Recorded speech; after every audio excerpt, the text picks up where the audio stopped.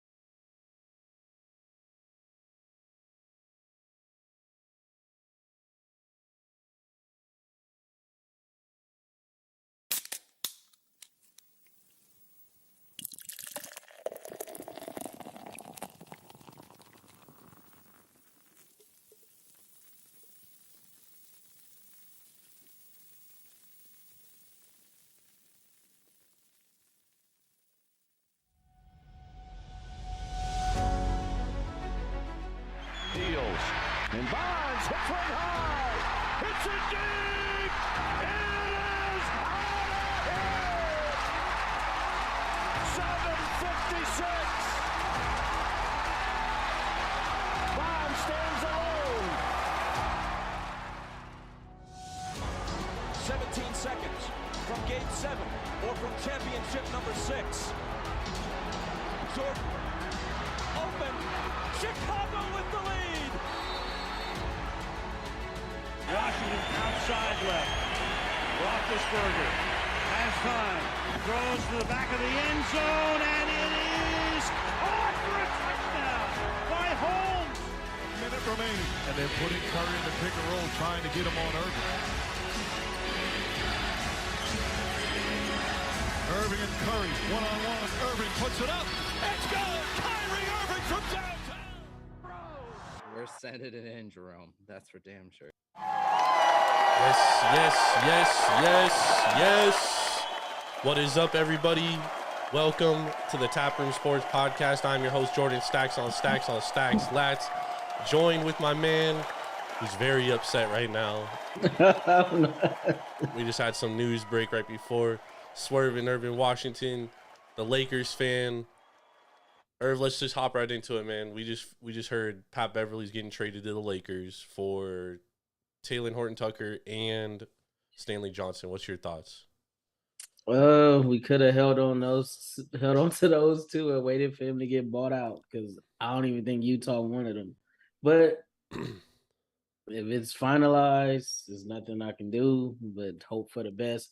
I think hopefully that speeds up Russell Westbrook getting traded because I know him and Beverly don't like each other at all. So I don't know how that's gonna work in the locker room aspect. Yeah. But I don't know if it was real life beef, but I don't know. We'll see. I'm not. I'm indifferent on it. Doesn't help. It helps. You add a veteran defender. You know he's a okay 3-point shooter. I guess is gonna help us out in that department with his defense and his veteran leadership in the locker room. But hopefully Westbrook getting traded. I'm still holding out hope for that. So we'll see.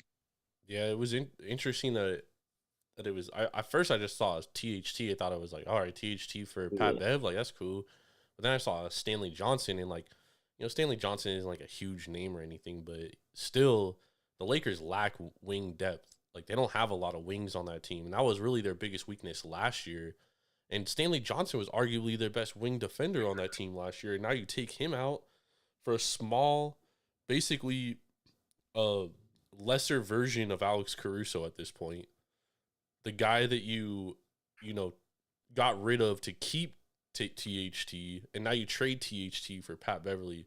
Like, to me, it just, I don't know. Yeah, Lakers need to sell the team, man. It's time for some new blood. It's time for some new blood, new ownership, new ideas. Whatever the Buzz family is doing is not working out. Rob Pelinka best attribute was getting us LeBron. You can't even. Well, AD trade was, I guess it was all right. It helped win us a championship, but now we're gonna have to mortgage the future even more by trading those other 2 first-round picks to make any major move. Because if we're not getting rid of Westbrook unless we attach one or both those picks Yep. in a trade, because I don't see a third team coming in and helping us facilitate the rush trade. It would have been happened by now. So they just gotta, they just gotta figure it out, bro. I'm sorry, dude. As a guy that is, not a Lakers fan, nothing delights me more than the Lakers struggling. That's fine. Yeah. If you're not a Laker fan, why would you want to see us do good? It's not. That's like me wishing good on the Yankees or the Celtics I was gonna say the Celtics are the other team that I don't like to see or do well. or the Raiders. That'll be like, I don't want to see any of them damn teams doing good. So I get it. The league is better when we're good, but honestly, That's bro, true. I don't see us getting better until they need. We probably could be all right, make the playoffs, challenge. I don't see us winning a championship under any circumstances next year. Even if we was somehow some way to get Kyrie, that probably put us in contention, but it wouldn't have made us the favorites. Yeah, Um, there's just no depth right now. And yeah, and the owners refuse to go over the luxury tax. We could have easily kept Caruso. It's just, I don't know, man. It's just time for us. It's time for something new.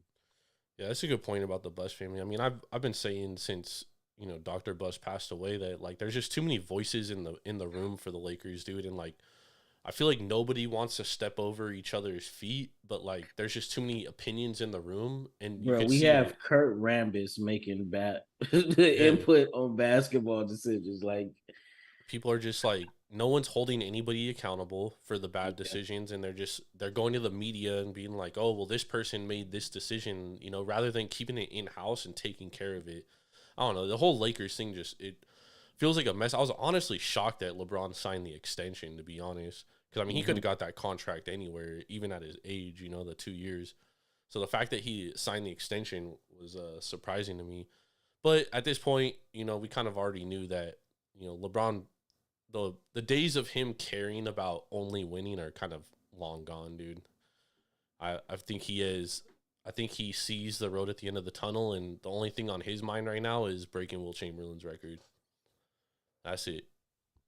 You know what I mean? And if he wins in uh, that time frame, cool, so be it. But he's going out there to break that record.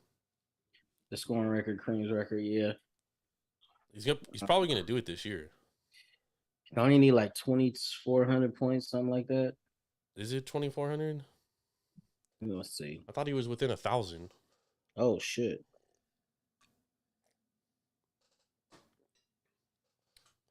Because if he averages 25 a game and he plays, 70 games, it's basically 1,500 points right there. Is it 2,000 he's away? I don't know about the top. That's a big number. I know Kareem's 38,000 something.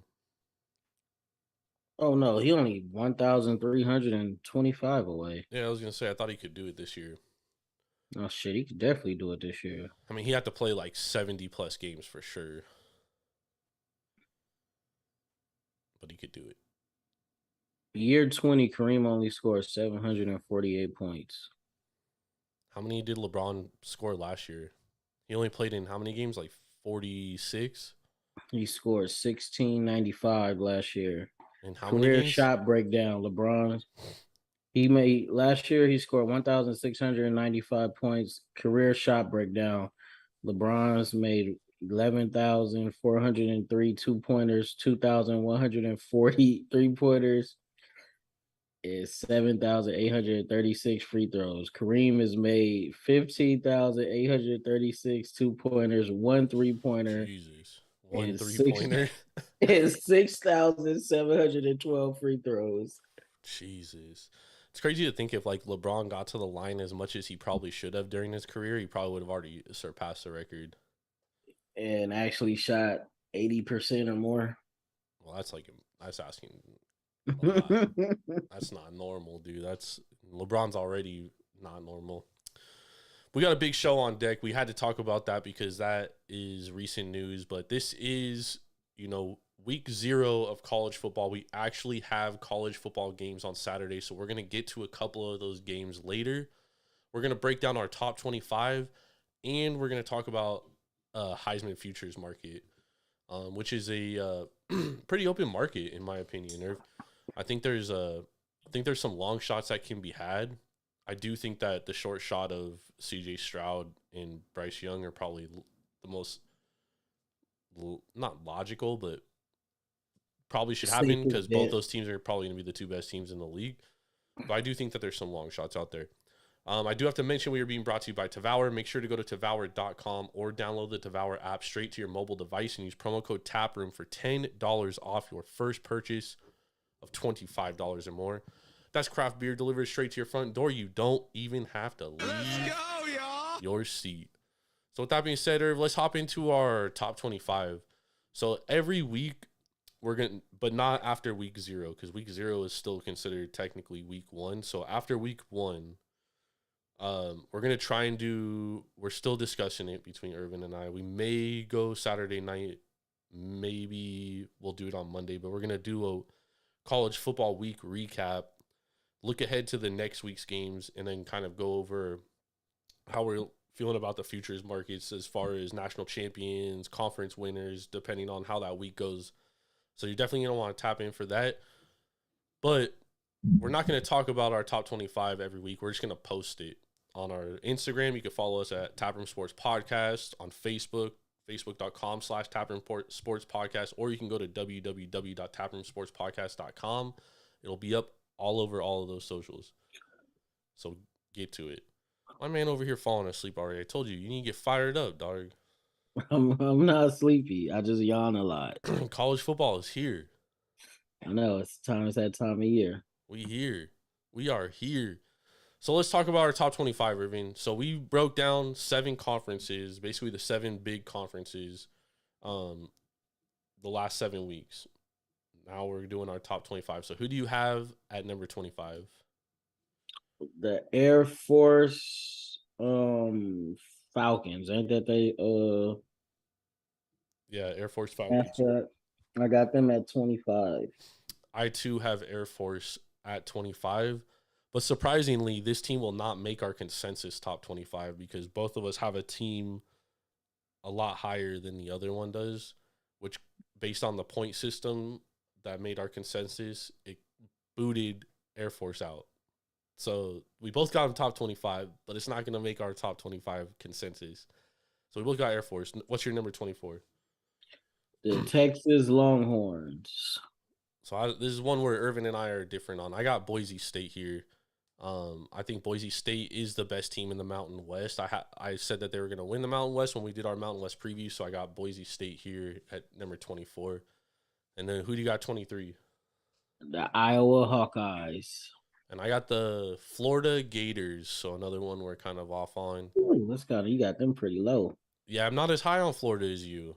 Just like I'm a lot higher on Iowa than you are, and I'm a lot higher on Texas than you are.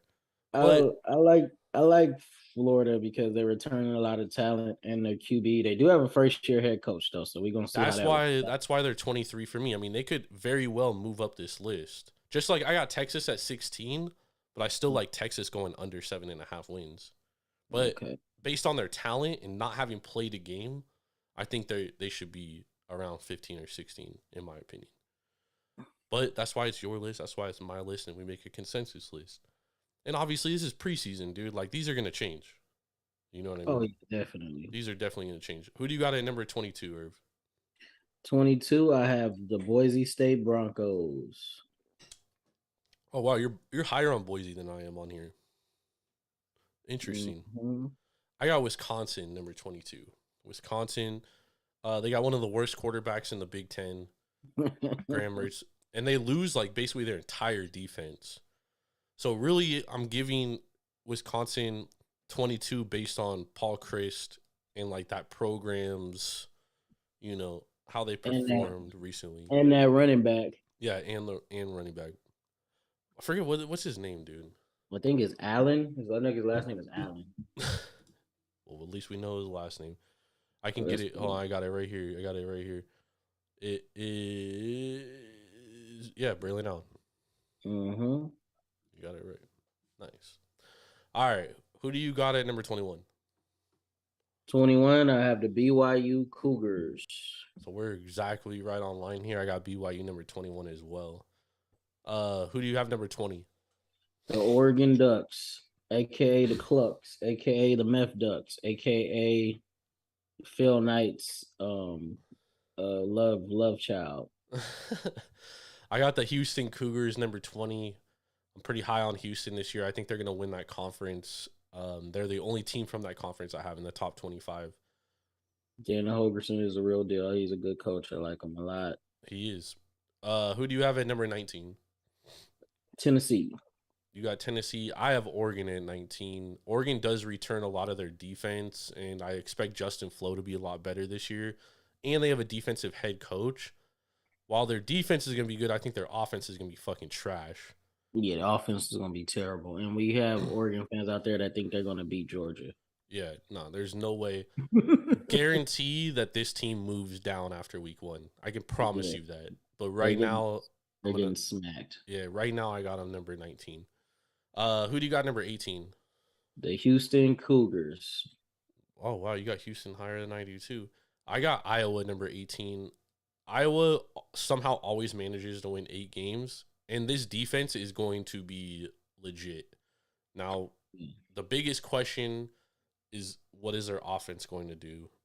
They lose Goodson from last year, who was their leading rusher, and they bring back their quarterback, what's his name, Petrus? Petrus, yeah. He sucks. Like, I say Graham Mertz sucks. He might be worse. But Iowa's defense is going to be better than Wisconsin's defense. So I got Iowa at number 18 here. And they always play good special teams. I guess they're gonna find a way to win. They definitely go above it. Well, plus that side of the Big Ten, the Big Ten West is not good. You know what I mean? So it's like it's anyone's taking there. Like you could make a case for Iowa winning. You could make a case for Wisconsin winning. You know what I mean? Like there's a few teams that have a chance. Even Minnesota has a chance. Yeah, that division is wide open. Yep. Who do you got at 17? The Kentucky, are they the Wildcats? Yeah. Kentucky Wildcats. Yeah, so Wildcats. Kentucky, this is one of those teams. This kind of like threw off our consensus top 25 because I do not have Kentucky in my top 25, and you have them pretty high. Yeah. I got number 17. I got Tennessee there, so I'm a little higher on Tennessee than you are. Yeah, I like Tennessee. I think that they, Hendon Hooker, he's a long shot for a Heisman. He's good. He's a dark horse. By the end of the year, they will definitely have a say in who goes to the SEC championship. Yep, I think so too. I think that them and Georgia are gonna be battling right there for the SEC soon. I think that they have a chance. Number 16, who do you have? Wisconsin. Damn, you got Wisconsin at 16? Actually, I had them at 17. I had Kentucky at 16, but since we talked about Kentucky already, just throw Wisconsin at 16. Damn. I believe in Paul Chris. I believe in that system. The defense There's no way you believe in Graham Mertz, so. No, I don't believe. I'll never believe in him. I believe in that running game. I believe in that O-line. They're going to carry him to at least 8 or 9 wins. The defense might take a couple games to get in tow, but their defense is never just bottom of the barrel. So I think they always run the ball well and they play defense. So Jim Lionheart, the old safety from the Jets. It's hard to pronounce his last name, but he's gonna coach those kids up and put a decent defense out there on the field. Yeah, no, I agree. That's why I even put him at 22. Because if not, I'd have him like fucking 60, dog. With the quarterback they have. Number 16, I got Texas. So again, I'm not high on Texas per se, but I do think with like the talent they have, I have to respect it and put it at 16. We don't know about like how Ewers is gonna play, but from all reports coming out of the camp, and He obviously, shouldn't have been a starter. yeah. So we'll see. But there's also reports coming out of people saying like, he throws one of the best balls they've ever seen in person. Yeah, that's true. His dude was coming out of high school as a highly touted. I think he won state back-to-back years at his high school. I think at South. I think it was Westlake, South Carolina, so Westlake, South, some Yeah, Carroll, West South. Yeah, Westlake. I think that's yeah, in Westlake, Austin. Carroll. Yeah, so I is the hype around him is real. We just got to see if is it worth it because the last player that was hyped up like this was Spencer Rattler, and we see how that turned out. Now Yep. he does have a. I wouldn't call him the QB guru. I'll call him the QB whisperer because he has developed a lot of first round, second round picks at the QB position, and Yep. that's Steve Sarkisian. He just has to prove that he could actually run a whole program Yep. and elevate from winning 7 and 8 games to winning 9, 10, 11 games a year. Can he do that? We'll see. Well, I feel like the problem with Sarkisian, when he was at USC, was like he couldn't really deal with adversity very well. Like when there was any adversity, like the entire fucking team would just implode, dude. And that's Yeah. basically why he got fired, And a big reason why he was imploding was because we came to find out that dude was drinking like fucking 30 bottles of tequila at dinner. You know what I mean? Yeah, he had a substance abuse problem. Yeah. So Um, it's like, is that fixed? But last year it didn't improve. I mean, that was a actually, they team. lost. They lost to Kansas. They lost like 6 games in a row. Yeah, and then they shit pushed in by Iowa State, but 30-3. Yeah. And the And video Iowa comes out State of was it. struggling, Irv. Yeah, and then the video comes out of the D line coach cussing out the whole team because he was he was sick of them thinking it was funny jokes and it was a game. Yep. So we'll see. The injury bug has been hitting Texas pretty hard though, and then they just kicked the receiver off the team. So I don't know. They did lose some talent in that receiver room, especially Naylor because he was one of their higher end transfers. Besides Urs, I think he was a highest rated transfer. Yep. I think they starting 2 freshmen on the offensive line, even though they are 5 stars. So Yep. we'll see how that works out for them. They got talent. It's just a Yeah, matter of they're gonna have an easy victory their first game, but then after that they play Bama. So yeah. if they can keep that within 30, they'll See, but that's what I'm saying is like I don't think that game is going to be close. And how Sarkisian is able to hold that locker room together after that loss because they're not going. No one is expecting them to win that game. Like that's a game that they're. That's a game you put $20 on, and you be happy if you would. Yeah, you look be happy with your return if they was to pull a shocker, but exactly.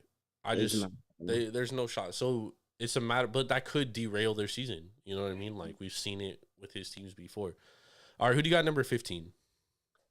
The Florida Gators. So you're really high on the Gators. So explain your love for the Florida Gators here real quick. The only reason why I have them this high is because they return a lot of talent.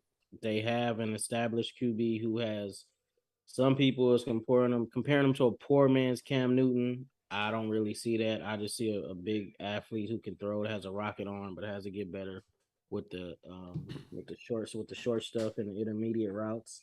Yeah, but they return a pretty good amount of their defensive production. Their secondary does have to play better, and they hired a legit. I think he's going to be a legit coach. He might not win national championships, but he is going to have them in contention to win 8, 9, maybe 10 wins a year. So I like Napier a lot. His coaching staff, he has some pretty solid hires. Only hire I really didn't like was the wide receivers coach because he was at SC and I wasn't feeling Kerry Colbert's recruiting. I'm pretty sure he's a decent wide receivers coach. So, but his recruiting is where you make your bones in college. If you can't recruit, you're not gonna have your job for long. So, other than that, I just like the talent they return. I don't think they win the division, but I do think they give Georgia a run for their money. Yeah, I don't see them beating Georgia. Nah, I mean anything can happen, but I love Billy Napier. I think that was a great hire. I think they knocked it out of the park with that hire, but I think there is going to be some growing pains here. And I got them at 23. Like they're respectable. You know what I mean? I just don't think they're on the level of a Tennessee or a Georgia. Yeah, I think Tennessee is going to be better this year. But you got Florida rated higher than Tennessee. Yeah, because Tennessee has to beat Florida. They haven't beat Florida in how long? It's all changing this year, Irvin. And then Florida has a way better defense. Yeah, but Tennessee got way better offense. I know, but we'll see. And Tennessee got the better coach. Yeah, a better QB too, but we'll see how that works out. If they can't stop a nosebleed, they're gonna score 40 points a game and win 6 games. Yeah. So, I got Pitt number 15. This is a team that you don't even have ranked. oh, that's who I forgot. And this kind of threw off our Air Force being top 25 consensus too, because you have Kentucky ranked in the top 20, and I don't have them ranked, and I got Pitt in 15, and you don't have Pitt at all. Damn, I knew it was somebody I was forgetting about looking at my list. Pitt should definitely be in the top 15, top 40, top. Yeah, my bad. Pitt. Shout out to Pitt. My bad. They just named Keaton Slovis, the quarterback, former quarterback for USC. Yeah, he's named the starter. It's crazy. USC is going to have 1, 2, 3 QBs that was former USC Trojans that starting quarterbacks on other teams this year. Who? Slovis, JT Daniels, and JT Daniels. Jackson Dart. Did they name Jackson Dart the QB of Ole Miss? He hasn't been named the starter yet, but I think at some point this season he will be the starting quarterback. At some point. That's why I left him off this list, because I don't know who. Yeah. I don't know what's going on. I got Pitt number 15 because they're returning a lot of starters. I mean, obviously they lose Kenny Pickett, but you get Keaton Slovis, who like heading into last year was a top 5 recruit for the NFL. Top 5 draft, not top 5 draft pick, but a top 5 quarterback in that draft class. Mm-hmm. And before he got that shoulder injury a couple of years ago when he was a freshman, people were saying that he could possibly be the number 1 quarterback taken when he was draft eligible. So, I mean, the talent is there. And they do lose Jordan Addison, but they do have a lot of good wide receivers there. So, I don't think there's going to be a ton of drop-off, and the defense is going to be great. Yeah, I don't think Pitt's definitely going to have a say in who wins the ACC. Yeah. Unless Slovis could go back into what he was at USC and what he was at COVID year. Yep. If he could play like that, then they have a way better shot at winning the ACC. Well, the COVID year, he wasn't even that good, Irv. No, he was. He had, 10 touchdowns, 1 interception. His freshman year, he was really good. Yeah, I know. But the COVID year, even though it was a regular year, he didn't look bad. The only game he didn't look as good in was the most important game, which was the Pac-12 championship. But that was a whole nother can of worms that I don't feel like opening up. But I think Slovis could be solid for Pitt. I think the offense suits him a little better than what he was at USC. He just got to make his progressions better, and he got to not just focus on one guy. He has to spread the ball around and actually throw to the man that's open, not just try to force it to your best wide receiver. I was like, I was like, dude, fucking Slovis sucks, dude. Like, what the fuck is going on? But then we hear this year, like, the players that played for USC last year that were playing for him this year, after the first practice, they're talking about, like, we never had red zone practice. And I'm like, what the fuck was going on last year, dude? Like, how do you not run red zone offense in practice, dude? Like, that doesn't make any sense. We had shitty coaching. We had shitty prepare. We had shitty, what's the word? Dude, shitty everything, bro. Yeah, it was just not except talent.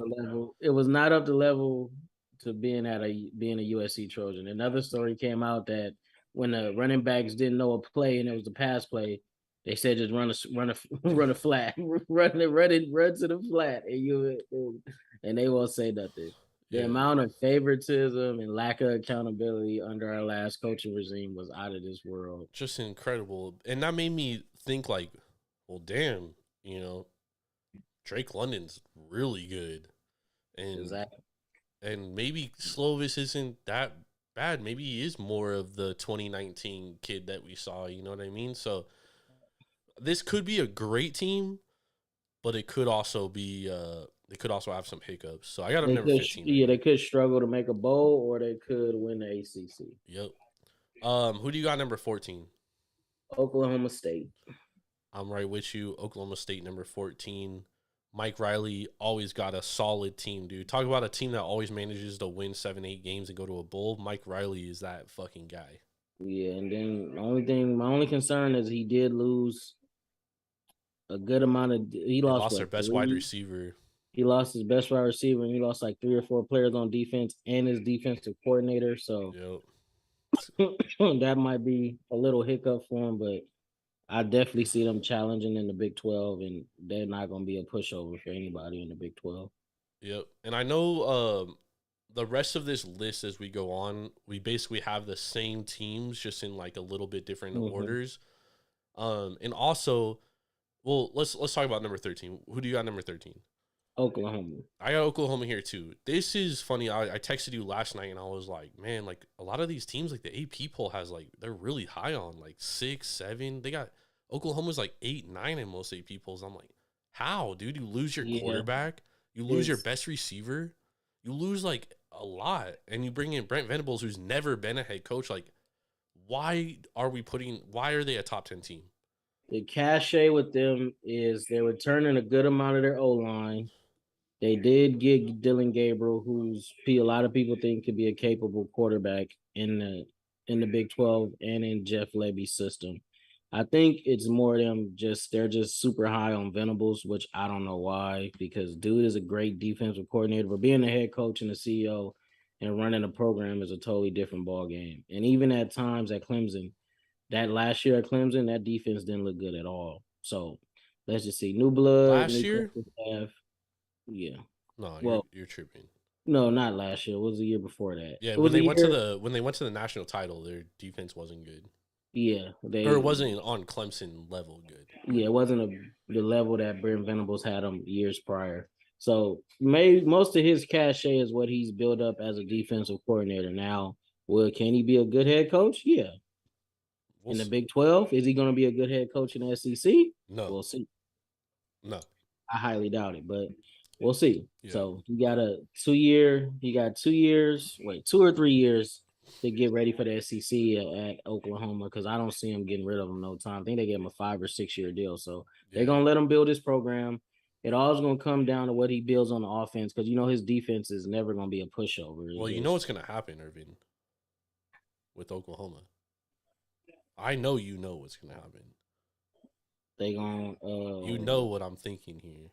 He going to lose to a team they got no business losing to? No. He's going to lose his job in 2 or 3 years, and Josh Heupel is going to take the job. I don't see him leaving Tennessee, though. Dude, he'll leave Tennessee for Oklahoma, dude. He played there. I'm pretty sure that's his dream job. He played there, but if he's building something special at Tennessee, he's not going to just jump ship because Oklahoma wants him. I think, bro, they're going to throw the bag at him, dude.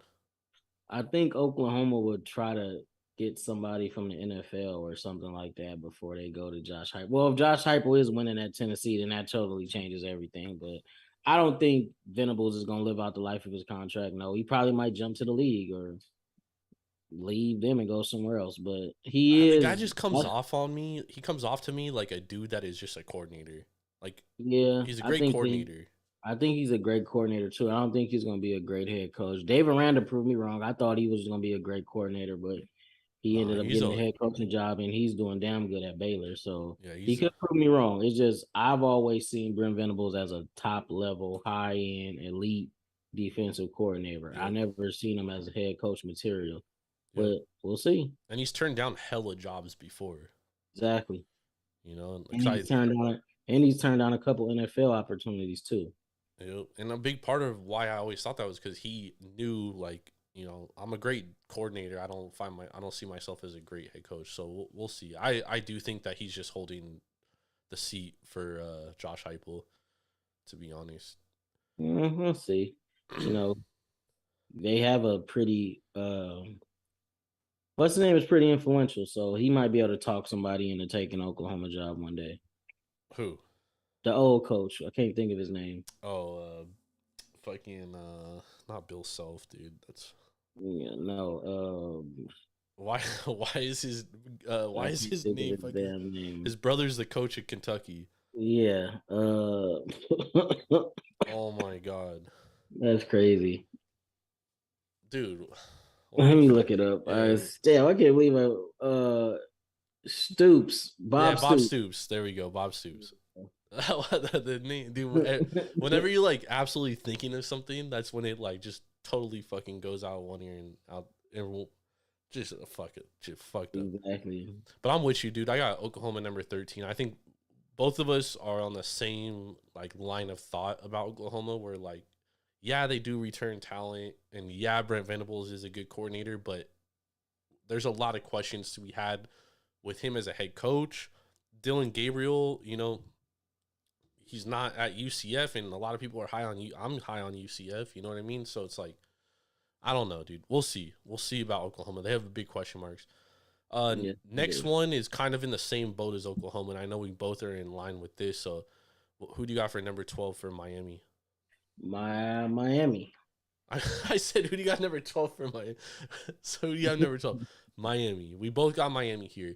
Explain why you have Miami at 12, because this is another team, AP and coaches poll, both top 10. I wouldn't have them that high. The reason why they probably do because they hired Cristobal. He put together a pretty damn good staff.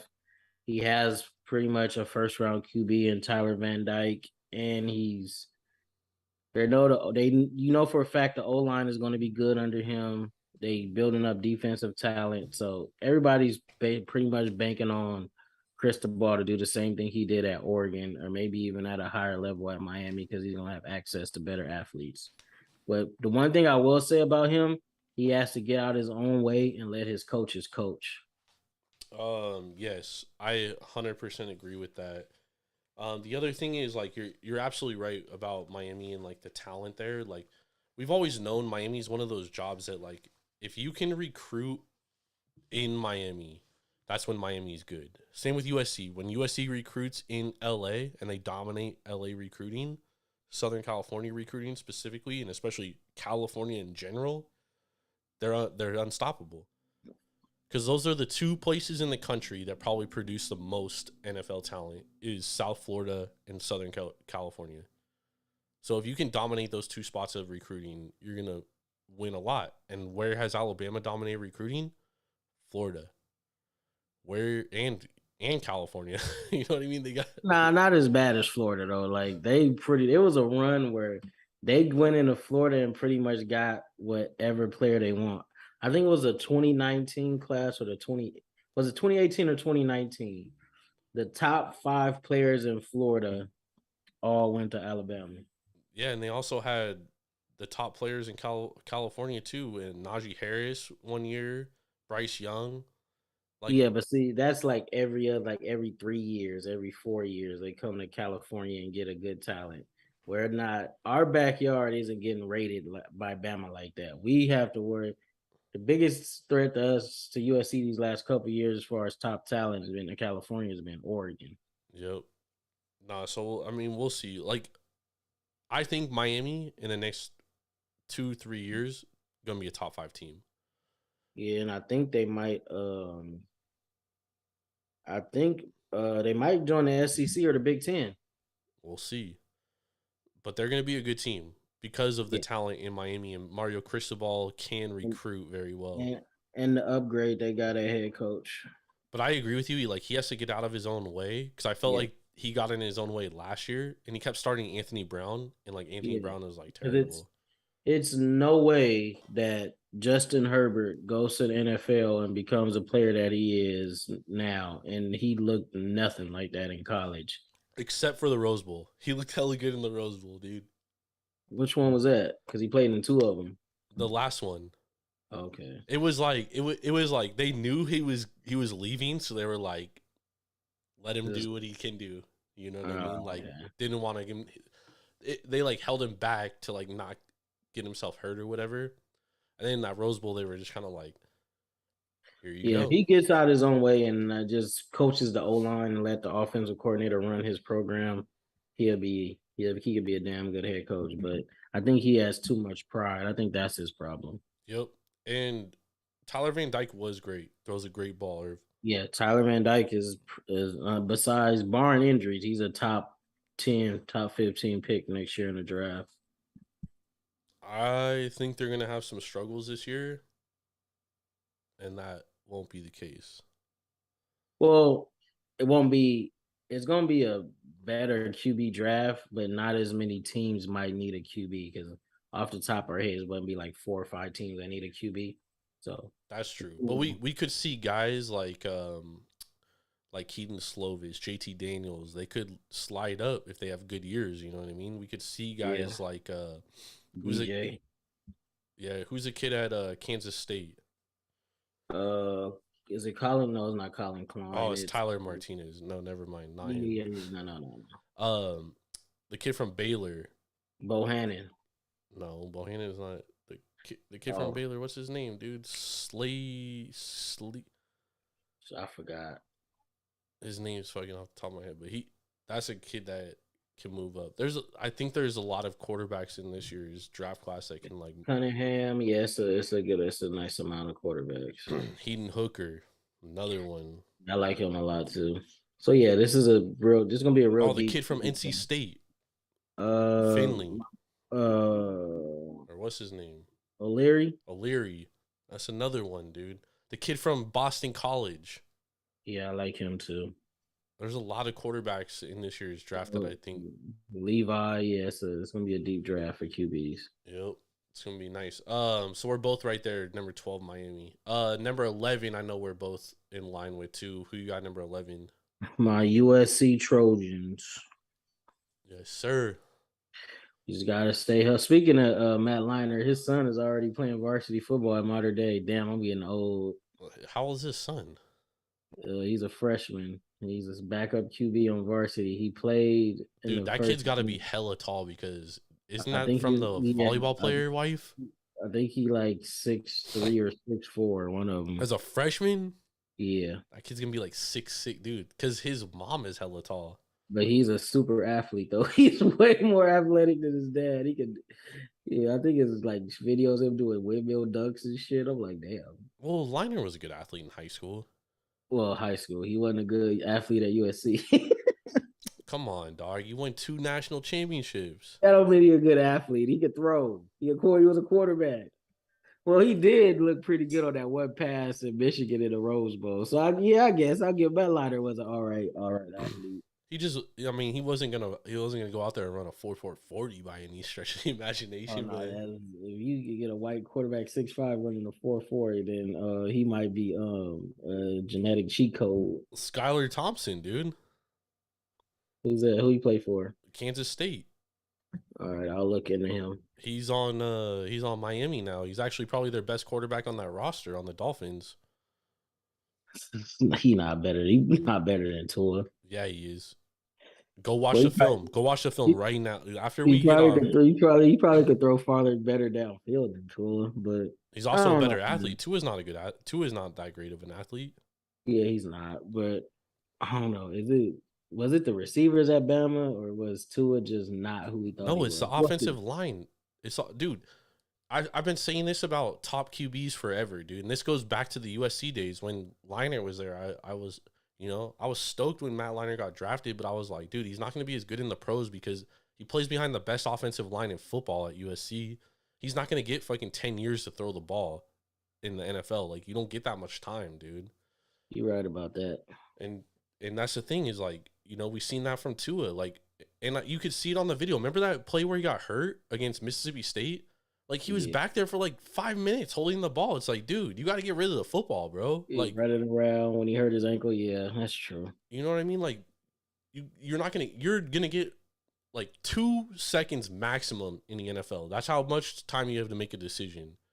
And if you can't do that and anticipate throws, you're not going to be an NFL quarterback. And it's hard to judge that at the college level, especially with the top guys because they're surrounded by nothing but talent. Yeah, that's why you see guys like Josh Allen succeed in the NFL. That's why you see guys that play on shitty teams that you're in college, you're like, what? These people are high on him? He threw like 10 interceptions. But then when you go back and watch the film, it's like 6 of those interceptions weren't on him. Like Carson Wentz, people like that. Yeah, I feel you. Jared Goff, when he was at Cal, he was lighting up the world at Cal. Yeah, and that Cal was a bad team. Yeah. You know what I mean? Like, I feel you. I mean, Jared Goff, don't get me wrong, like that kid could probably be a lot better, but I think he's like scared shitless, dude. I think it's more mental with him than it Yeah. is. You have to be fearless to be a quarterback in the NFL, dude. Yeah. Like that's a great thing about I shouldn't say that's a great thing about Tom Brady because Tom Brady's just like an excellent decision maker.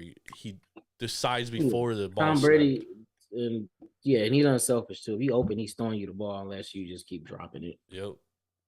So it you know, I don't know how we got on that tangent, but Yeah. USC, dude. Number 11. What do we like about USC? I love the offense. I think the defense is gonna be better than what a lot of people expect. They expect most people's thinking, oh, we're gonna go 7-5, 8-4, and losing games to people that shouldn't even be on the field with us. But those days are over. Yep. I And then think the start, defense gonna be a lot better. yeah, it's gonna start this year, and then it's gonna keep building and building. Hopefully, Lincoln doesn't leave for the NFL in 6-7 years, but we'll see. But I guarantee that USC is gonna see a couple titles under Lincoln Riley. Yep. I think our only weakness this year is we don't have a All lot right, of yeah. depth, especially on defense. Defensive line, we have a lot of good talent. I think Corey Foreman is going to be. I think he's going to be a dark horse All American. He's at least going to make third team All American. He'll make one of the top 3 team All Americans. Yeah, he stay healthy. He gonna be a dog. I Yep, like the our least amount of depth is right. It's our rush end position because if we have 1 or 2 injuries there, we're fucked. we're gonna have to throw a inside linebacker out there. I Or also think cornerback too, dude. We don't have a lot of cornerbacks. oh no, corner is Experienced cornerbacks, I should say. We don't have a lot of experience. yeah. We don't have a lot of experience, but we loaded up because everybody that was hurt during the spring is healthy now, and we added another corner from Washington. Jacoby Covington was a high 4-star out of Arizona. He actually was teammates with Keely Ringo in high school, and a lot of people thought he was a better corner than Keely. So I think we're gonna be all right in as far as cornerback because we added a lot. Damani Jackson is healthy now. Yep. I expect him to play some heavy minutes during the season. But inexperienced though. Yeah, he's inexperienced, but he's a 5-star all-world athlete. So I think him catching on is gonna be a little bit easier, especially with the level of play he played against at Modern Day. So I think That's true. we're gonna be all right. And Kalen Bullock, remember that name? I think he's gonna be an All-American at safety. He's gonna be a dog. He was actually the best player on our defense last year. I know it might not be saying much because our defense was terrible, but Well, defense was just poorly coached. We had Drake yeah, Jackson playing fucking linebacker. yeah, and he's looking like he's gonna be a Pro Bowl player as a rookie, as a defensive end. So we're gonna be all right, man. We just gotta stay healthy, take care of what we can take care of, and Yep. whoop some ass out there on that field, and we're gonna be everything else to take care of. So Yeah, I definitely expect USC to move up, and I'm not saying this like from a biased perspective. They're definitely either 1 or 2 best teams in the Pac-12. yeah, and we have a legitimate Heisman candidate. And I think the Pac-12, honestly, this year is a lot better than people think. I think Washington is going to be good. I think Oregon is good. I think UCLA is going to be good. I think USC and Utah are all good. Yeah, we got 6 pretty good teams in the in the Pac-12. Now the bottom is gonna be terrible. Yeah, the bottom will be bad. Arizona State's going to be fucking dog shit. Arizona is going to be horrible. Colorado might be the worst Division One team in Division One. So Yep. just Yep. easy wins for us. Well, let's knock on wood, dude. Yeah. Nah, Clay Hilton's not our coach no more. Those teams not beating USC no more. Still, dude, you never know, dude. Any given Saturday, bro. It's true. Now with Lincoln Riley. Well, I The hope. dude only has 10 losses his whole career, and 5 of those losses are against some of the best teams in the last decade. So I hope let's so. let's get it. We're gonna be all right. All right, I think we're lockstep in number 10 too. Who you got number 10? Notre Dame. Oh, we're not lockstep here. Yeah. I got NC State number 10. So why do you got Notre Dame number 10? Um, I like what they return on defense. They might have the best offensive line in college football. Because even last year they overachieved. Brian Yep. Kelly will tell you, Marcus, his name Marcus Freeman. Yep. Freeman will tell you that the team was a year away. They expected this team to be better than last year's team, but they was also expecting to still have their head coach. So that's the question mark. They have a first year head coach. They have the talent. They did lose their whole secondary on defense, so that should be a concern. They're actually starting all sophomores in the secondary, so that's a level of concern for me. They're starting a first year quarterback too. He's pretty much an unknown. We don't know what he Yeah. brings to the table, but they should lean on that O line in their run game, and wideouts should make plays when they can if if quarterback's capable enough. I think they could be a decent team. I don't see them winning making the playoffs. They could probably make a New Year's Six bowl this year, but I do think to start the season they should be a top 10 team, not top 5 like the AP poll has them, but Yeah, top 10. that shit is crazy, dude. Yeah, that's crazy. No, I agree. I think that the reason why I have NC State number 10 and Notre Dame number 9 is very similar to you. Like, they return a lot of talent, dude. And they weren't supposed to be as good as they were last year, but they were that good. And yes, there is a big question mark about head coaching. So I got NC State number 10. I think, when we did ACC, obviously I was a lot lower on NC State than you were, but I still expect NC State to go over their win total. I do think they're the second best team in the ACC, but I do think they are a step behind Clemson, dude. And I do think that Notre Dame, given the talent they're returning, until proven otherwise, I gotta and trust me, they're gonna lose week 1. They're gonna lose by 14 or more. Oh yeah, they getting destroyed by Ohio State. And Notre Dame's for sure gonna drop here. Just like they're gonna drop in the coaches and AP poll, they're gonna drop in the Taproom Sports poll. But I got NC State number 10, Notre Dame number 9. You have NC State number 9, Notre Dame number 10. Why do you have NC State number 9? I love their defense. I love their QB. I like their head coach. I just like the team overall. I think they're the best team in the ACC. I think they're going to win the ACC. But you got Clemson higher. Yeah, because it's on paper. You gotta. The only question mark with Clemson is the most. Oh, important we ain't to Clemson yet. You're still at NC State. Yeah, I'm still at NC State. I'm just, I'm giving my boys some motivation by not putting them over Clemson. All right, there we go. They're gonna be ranked higher than Clemson at the end of the year when they beat them in the ACC championship. Oh, that's a bold take. That's a bold Strategy. Cotton. They can't play the ACC championship against each other. Ain't they in the same division? Yeah. So they can't. So when we beat, hold on. I thought the ACC does their top 2 teams just like the Pac-12 does. They switched it to the top 2 teams. That'll be smart. I thought they always did that. Nah, I think it's whoever win each division, right? Are you sure? I'll have to look and see. But I think NC State is gonna be on top of the ACC. Nah, I like Clemson to win that conference pretty easily, to be honest. But I like NC State, dude. I'm just not as high on them as you and everybody else. DJ gotta show me something, man. DJ does, dude. He does, but we've seen it, bro. We saw it his freshman year. We saw it for one game. Dude, he's that guy, dude. We're gonna see. We are. It's crazy to me, Irv, because it's like the DJ situation reminds me so much of oh my God, who's that quarterback from? Oh, the Kelly Bryant. Kelly Bryant was like a highly touted recruit. He was good, like in the beginning, but then he like really struggled. You know what I mean? Like he wasn't that good. When they bought in a freshman, and that was all she wrote. And Clemson has a 5-star freshman right behind fucking DJ, who's breathing down his neck. Yep. Honestly, so they could pull a plug really quick if DJ struggles. So it's gonna give DJ some motivation. Hope so. Do we find out about the ACC? Are you looking it up? Yeah, I'm looking it up. All right, let's move on to number 8 real quick. We both got the same number 8 team, I'm pretty sure.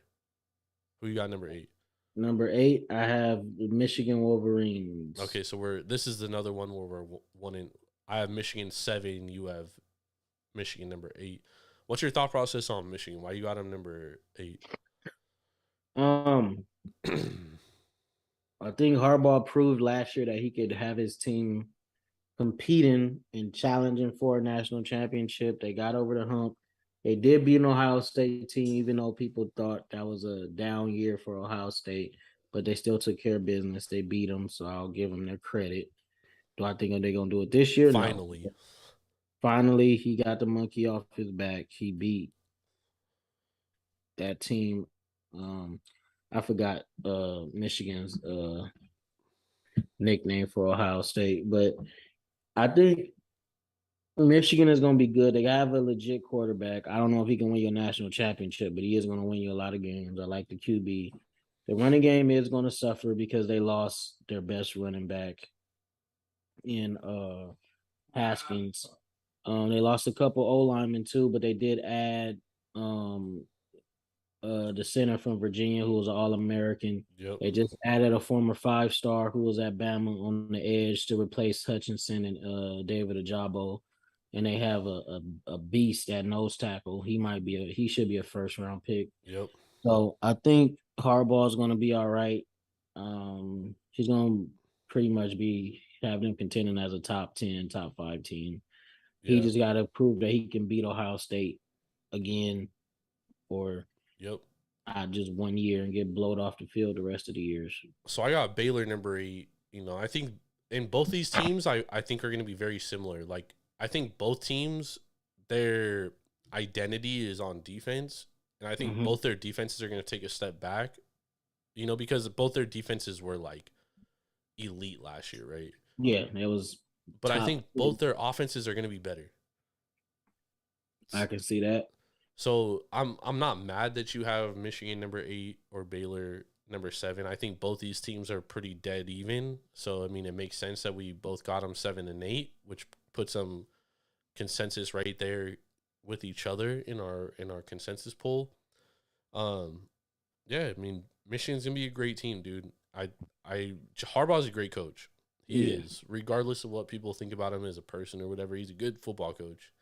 Damn good football coach. And I agree with you. I think it's gonna be Michigan and Ohio State for the Big Ten. Winner of that game wins the Big Ten and goes to the playoff. So obviously you have Baylor number 7. Yep. Who do you have number 6? Texas A&M. I got A&M there too. Same thing with Texas. Just too much talent here to like put them anywhere else. I don't think they're going to be as good. Like, they're not going to finish the season top 6 in my opinion. Nah. This is all on paper. Is all what they're building up to. They got the best recruiting class in history as far as 247 and pretty much anybody that's credible when it comes to recruiting. Yep. I think they signed 8 or 9 5-stars. So oil money, baby. And a lot of them were on the D line, and that can win you a championship. But until they figure out the QB position, they're gonna be young. They did lose 3 offensive linemen. I don't even think they challenged Bama this year. No, they're gonna get smacked by Bama, especially after all that talking, dude. Yeah, they might be able to beat everybody else in the SEC West, but they're not beating Bama. So yeah, I got them going like 8-4, 9-3. Yep, I agree with you. I got them at number 6 just because what they have on paper. I definitely think they don't finish top 6. And you gotta go ahead, Irv. And you gotta give Jimbo his credit. He what's the name? He won a national championship. So yep. No, that's what I mean. He's gonna get a lot of time there in Texas A&M to build. I mean, they brought him in to win a national title. You know what I mean? Like, that's why Jimbo was hired. So it'll be interesting. It'll be interesting for Texas A&M. But I think we both are in agreement. Like, with what they have, you got to put them in the top 6. I don't think they're gonna finish there. Number 4 and 5. This is another one where we're flip flopped on. So, who do you have number 5? I have the Clemson Tigers. And I got the Utah Utes, who you have number 4. and I have Clemson number 4. So why are you higher? Why are you got Clemson number 5, but you think NC State's better than them? Yeah, Why do you have Clemson number 5? Or because they have the second, well, actually the third most 4 and 5 star talent in the country on their roster, and they hands down have the best D line in college football. So that's the reason why I got them high. They're facts. solid everywhere but the QB position. But DJ So can be good. DJ can be good, but until I see DJ be good, I'm not. I won't have them as a national championship I mean, contender. this is a team that won 9 games and they couldn't even move the ball, dude, last year. And that just tells you how good their defense was last year. And now they bring everybody back. I mean, we're talking the best front 7 in football right here. Better than Alabama and Clemson. Well, the D line, but not the linebackers. I'll still give Alabama the edge when they're with the Well, only linebackers. But because they yeah, have Williams. potentially they could have the best front 7 in all of college football. Yes, they got the best D line though for sure. Give me Clemson number 4. Utah number 5. I like Utah. They bring back Cam Rising. I don't think Cam Rising is going to be as good as he was last year, though. I think he's going to take a step back. Yeah, that's the only reason why I have them right over Clemson because what they bringing back, and they have right now. We know they have the better QB. Even Fair. though I'm setting them up to be so high because I want them to be undefeated when they lose to USC at home. I knew I knew there's a reason why you put him number 4, dog. Yep.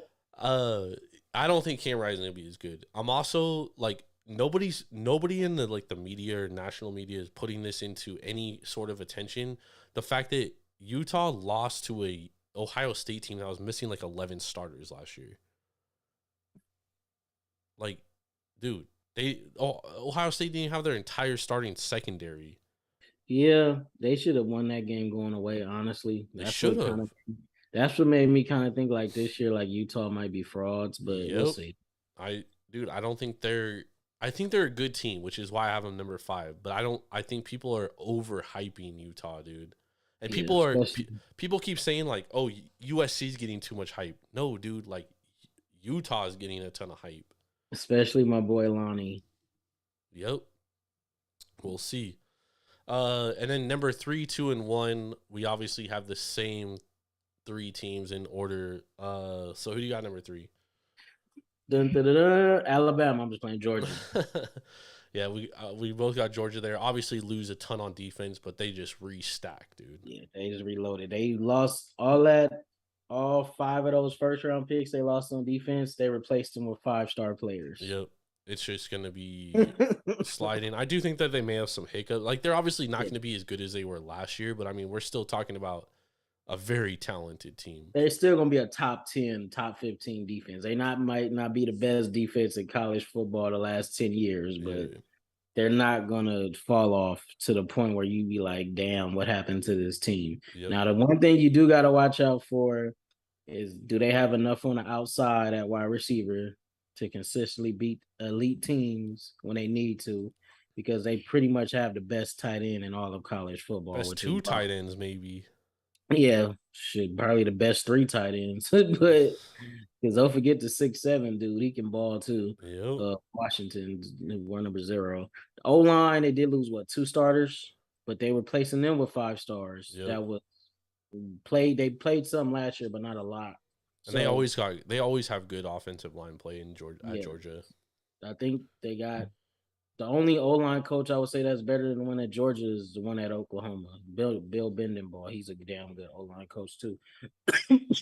But yeah, I think Georgia's gonna be good. Stetson Bennett wins you a lot of football games as a college QB. I don't think he'll be anything special in the league. Probably be a career backup. But as far as a NCAA Division I QB, he's pretty damn good, and he has a national championship to his name now. So yep, they're gonna challenge Bama, but I don't see him beating Bama. Not this year. Nope, I agree. I agree with everything you said about Georgia. Number 2, we got Ohio State. Obviously, they bring back basically their entire offense. They lose their 2 top receivers, but they arguably have the best receiver in college football in Jackson Smith Njigba.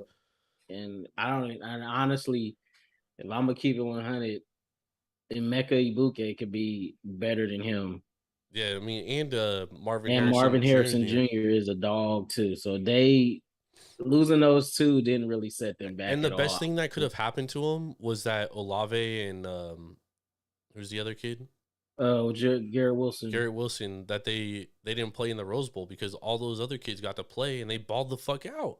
Yeah, and we see what they're gonna have at receiver next year. So, and they got a guaranteed top 5 pick in CJ Stroud. So, Yep, that's a great team, and their defense last year was very inexperienced. They're gonna be yeah, much more experienced this year, and Ohio State always has good cornerbacks. They always have a good secondary, right? They gotta be able to rush the passer, but they're returning a lot of their defensive line.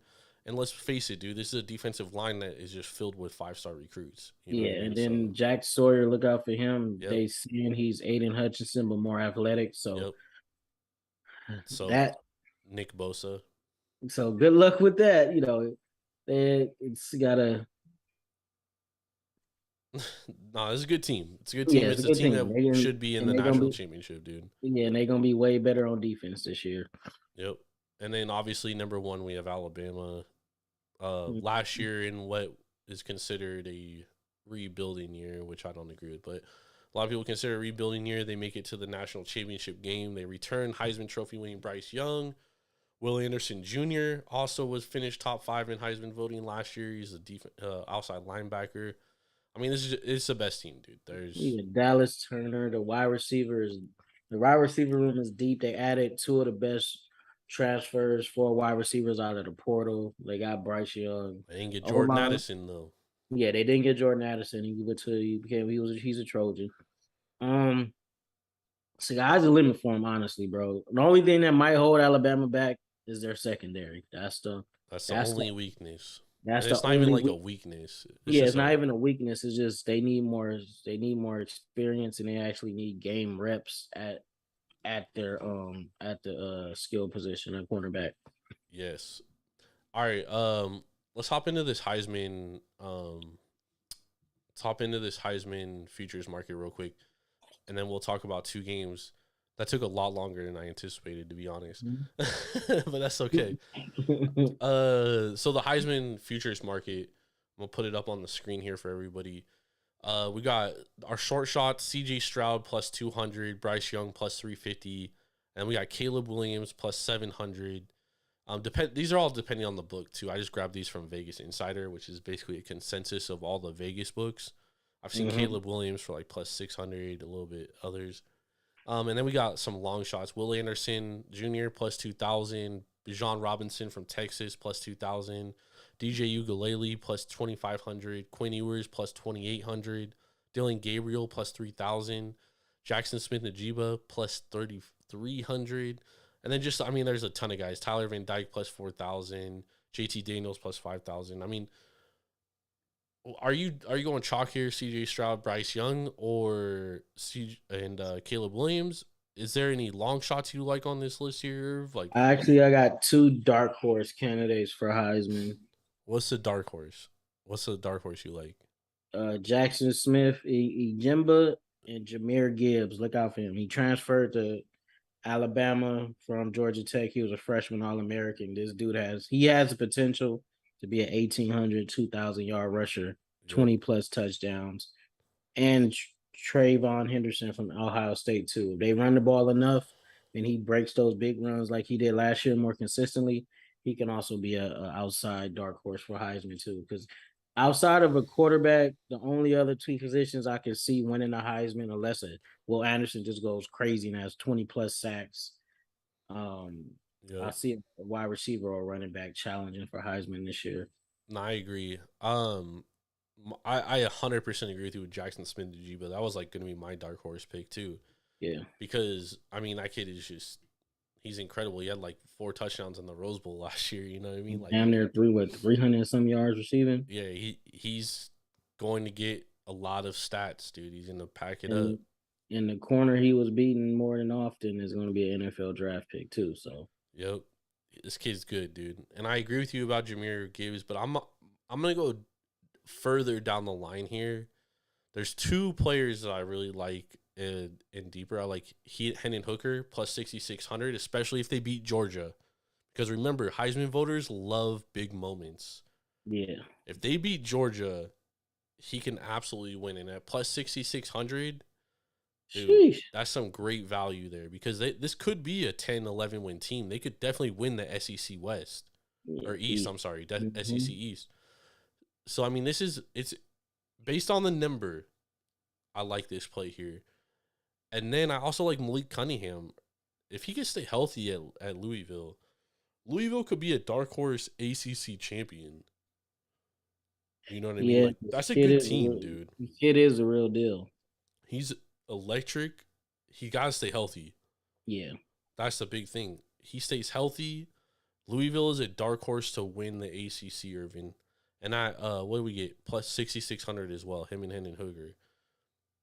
I mean, he could win it. We've seen Lamar Jackson winning. He wasn't on like a top 4 team. So yeah, that's nice. If you just put up like incredible stats, like it'll put you on the radar.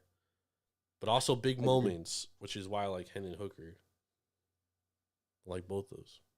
Yeah. All right, let's talk about some games we got on Saturday.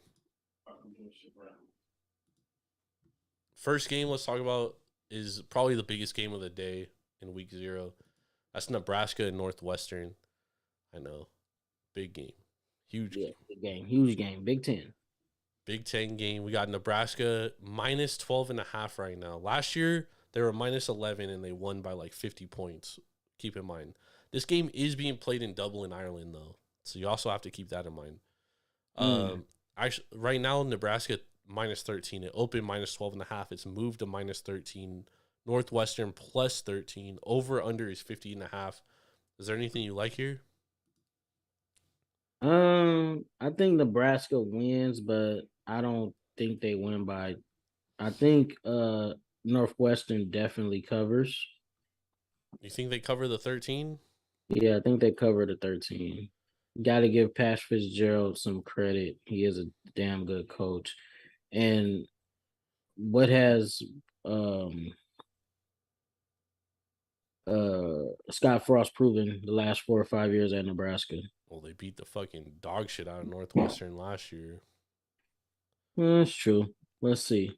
I think to me this is interesting because obviously Nebraska loses their starting quarterback in Martinez and they bring Casey Thompson from Texas. But Northwestern loses 3 of their best defensive linemen. They lose a lot on their defense. I mean, I think Nebraska is a better team. I would lay the 13 here. Mm-hmm. If it got to like 14 and a half, then I would think about taking Northwestern based on the number. But at 13, dude, I think Nebraska is a much better. I think they're a 2-touchdown better team on the road. Okay, the over-under is 49.5.